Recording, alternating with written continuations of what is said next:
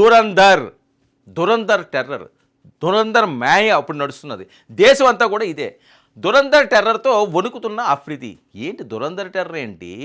అఫ్రిది ఎందుకంటే అఫ్రిది గురించి మనకు తెలిసింది కదా, ఒక గొప్ప క్రికెట్ ప్లేయరు. సో ఆయన వణుకుతున్నాడట. మరి ఆ విషయంలోకి వెళ్ళాలి అంటే కొన్ని అంశాలు మనం ప్రస్తావించాలి. ఒక సినిమా దేశ సరిహద్దులు దాటి ప్రకంపనలను సృష్టించగలదా? ఒక నటుడి నటన శత్రుదేశం గుండెల్లో రైళ్లు పరిగెత్తించగలదా? అవునని అంటుంది దురంధర్ మానియా ఈరోజు ప్రపంచవ్యాప్తంగా కూడా.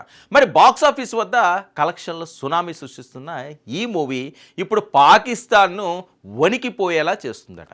ఒకవైపు రణ్వీర్ సింగ్ నటనను థియేటర్లు దద్దరిల్లుతుంటే, మరోవైపు పాక్ వీధుల్లో అనుమానం పెనుభూతమై వెంటాడుతుందట.